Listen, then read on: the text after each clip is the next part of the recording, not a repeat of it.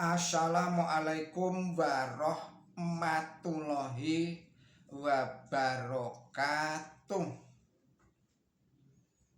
Bismillahirrahmanirrahim. Alhamdulillahirabbil alamin.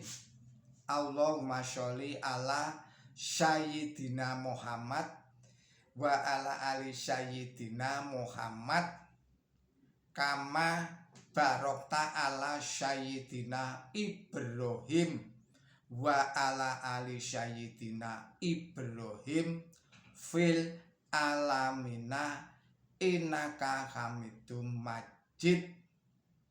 Dumateng para kadang pamirsa Kreweng Aji ingkang kinurmatan dalah kaum mukminin wal mukminat ingkang dipun rahmati dening Gusti Allah Ta'ala, monggo kita lajengaken pangaji-aji kula dumateng Al-Qur'an.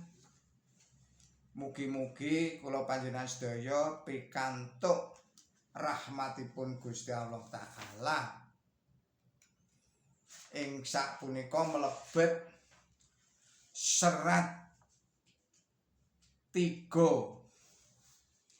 serat Ali Imran ayatipun ayat 1 dumugi ayat kalih. Ayat 1 dumugi ayat kalih. Kagem para pamirsa ingkang sakmenika nandhang gerah, mugi-mugi Gusti Allah Ta'ala enggal paring tamba usada, enggal pinaringan seger kwarasan dumateng para kadang ingkang ing sapunika nandhang masalah ingkang awrat. Mugi-mugi Gusti Allah Ta'ala enggal paring solusinipun ingkang sak sae-saenipun. Mugi-mugi Gusti Allah Ta'ala tansah paring seger warasan, ayem tentrem, kuat slamet, sabar lan tawakal dumateng kula panjenengan sedaya. Mugi-mugi Gusti Allah tansah paring gampang lan gampil anggen kula panjenengan sedaya nyambut damel pados rejeki ingkang halalan, ingkang thayyiban, ingkang barokah, ingkang kuatah saged turah blawah, saged damel umroh dhateng Mekah Al-Mukarramah. Mugi-mugi ugi Gusti Allah Ta'ala tansah paring pangayoman dhateng kula panjenengan sedaya saking godha rencananipun setan lan iblis, saking fitnahipun Dajjal Ya'juj saha Ma'juj, saha saking sedaya mara bebaya. Nggih, monggo kita lajengaken pangaji-aji kula panjenengan sedaya dumateng dawuh-dawuhipun Gusti Allah menika. Bismillahirrahmanirrahim. Alif lam mim. Allahu la ilaha illa huwal hayyul qayyum. Maha leres Gusti Allah sedalah sedaya dawuh-dawuhipun. Kateranganipun tegesipun atas asma Allah ingkang maha murah, ingkang maha asih. Ingsun Allah ingkang maha wikan. Allah iku ora ana sesembahan kajaba panjenengane, ingkang gesang langgeng, ingkang jumeneng pribadi, karanane anane sagung dumadi. Kateranganipun penjelasanipun dawuh ipun ingkang asli mungel alif lam mim aksara pangringkesaning tembung kados dene ingkang kasebat ing mriki punika wonten ing jarwan Quran suci ingkang kathah-kathah dipun lugoaken kemawon boten dipun jarwani aksara sawatawis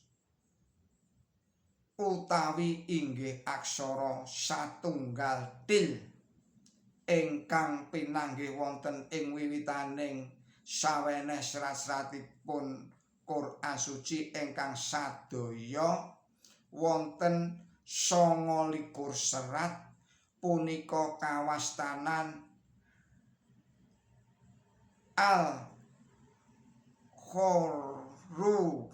al-huruf al-maqdha'ah utawi kacekak kemawon muqatta'at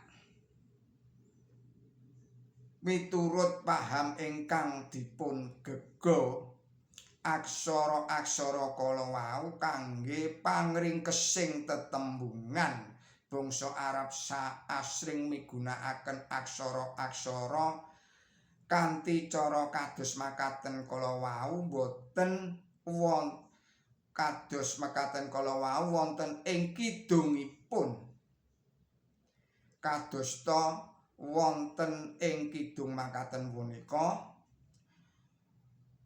qolat laha kofi faqolat kofa ing ngriku kof punika kangge pangringkesing tembung wahoftu jawinipun aku mandheg telodo sanesipun malih kasebat ing kidung makaten bal khair khairat wan syar fa wala ar iyad asyar aka an ta fa ing riku kajengipun fasyarun jawinipun iya bakal oleh Allah dene tak kajengipun tasya jawinipun kakarepake ing pacentelantin ing pawicantenan limprah asing kapireng fa minangka kangge mangsuli tiyang ingkang pitaken apa kowe gelem teka ing ukara punika fa wau gadah kajeng fada habbana jawinipun yen mengkono ayo mangkat karo aku yen mengkono ayo mangkat karo aku aksara ingkang kangge pangringkesing tembung punika wonten ing sadaya basa kalebet limprah namung wonten ing kasusastran Arab panganggenipun gadah cara piyambak inggih punika aksara-aksara wau anggadhahi teges sanes samangsa kangge wonten ing panggenan sanes dene tegesipun saged kasumerepan saking gathuking suraosipun makaten punika pamanggihipun sawijining mufassir panjenenganipun lan sawijining mufasir sanesipun sarujuk anggenipun nerangaken alif lam mim kawaos alif lam mim kados dene ingkang pinanggih ing ngriki lan ugi ing wiwitanipun serat kaping 3 3 setunggal ugi 3 kalih punika kangge pangringkesing tembung anallaha alam tegesipun ingsun Allah ingkang maha wikan alif kangge pangringkese tembung ana lam kangge pangringkese tembung Allah lan kangge mim menika tembung a'lamu inggih punika aksara ingkang wiwitan tengahan saha pungkasanipun tembung ingkang kacekak mulami sanes anggadhahi paham bilih aksara-aksara kala wau kangge ngringkes saweneh sipatipun pangeran dene menawi sadaya kala wau ugi kangge namaaken serat punika boten teka lajeng kenging kangge watoning panginten-inten bilih sedaya kala wau boten anggadhahi teges pamanggihipun tuan Golius ingkang aneh inggih punika ingkang mastani manawi alif lam mim punika cekaning aksara amerli Muhammad ingkang cariyosipun ateges miturut dawuhe Muhammad munika kajawi boten wonten watonipun miturut kawruh nahwu utawi para masastra Arab lepat pangiketipun aksara leresipun wonten ing basa Arab lajeng mungel mekaten bi amri Muhammad nanging menawi mekaten lajeng boten saged kacekak mawi aksara alif lam mim Tuan Rodwell nalika nerangaken tegesipun aksara nun ingkang wonten ing wiwitanipun serat ingkang kaping 68 nerangaken mekaten tegesipun pasemon punika tuwin tunggilipun ingkang pinanggih ing dalem Quran suci punika boten dipun mangertosi dening tiyang Islam piyambak dalasan nalika abad sapisan pamanggih makaten kala wau lepat jalaran tegesipun aksara-aksara punika kathah-kathahipun wonten aluranipun saking para sahabatipun Kanjeng Nabi suci Muhammad sallallahu alaihi wasallam awit saking punika pamanggih ingkang mastani bilih punika sedaya dados tetenger sinandi utawi aksara cekakanipun asma utawi sandi asma ingkang kaserat dening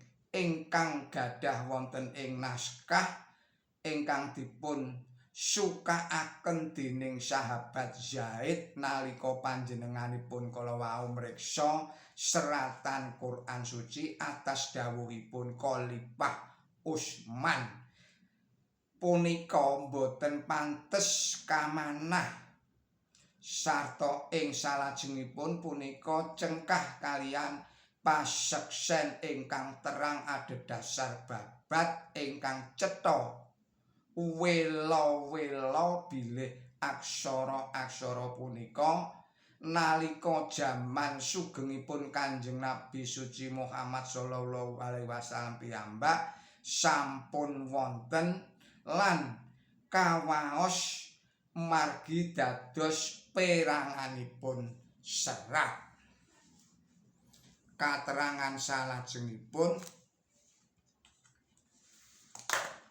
katerangan ayat kalih surat punika asipat ambantah piwulang Nasrani.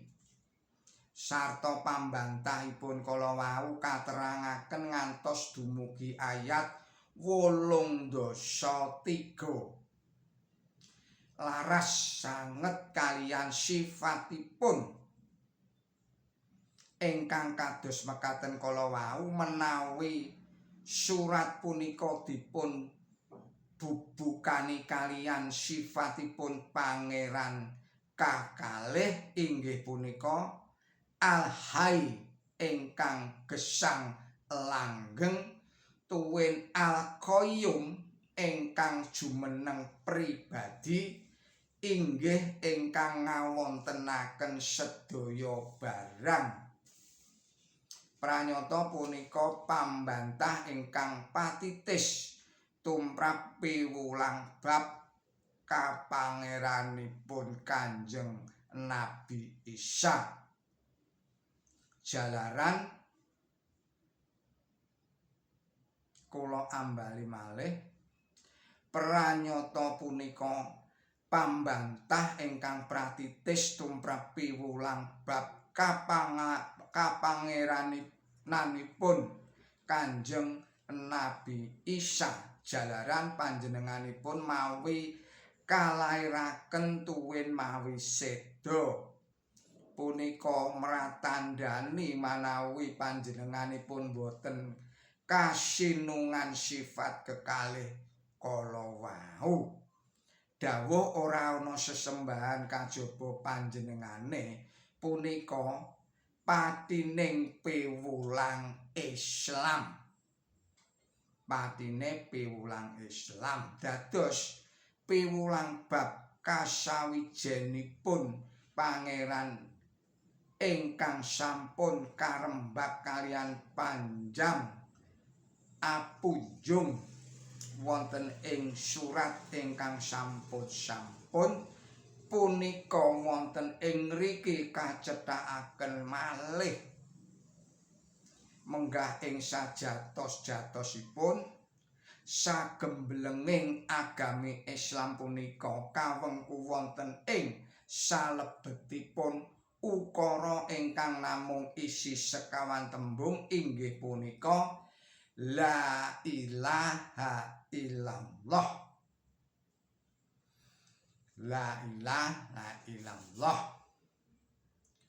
Para pamirsa ingkang kinurmatan dalah kaum mukminin wal mukminat ingkang dipun rahmati dening Gusti Allah taala. Kita pungkasi semanten rumiyin pangaji-aji kula lan panjenengan sedaya tumrap dawuh-dawuh ingkang kasrat wonten ing Quran suci menika. Mugi-mugi saged dadosaken kiyatipun iman tuwin takwa kula panjenengan sedaya dumateng Kanjeng dumateng Gusti Allah taala lan mugi-mugi ugi saged ngiyataken ilmu tuwin amal kula panjenengan sedaya. Lepat nyuwun pangapunten billahi taufik wal hidayah. Ihdinas siratal mustaqim. Wassalamualaikum warahmatullahi wabarakatuh.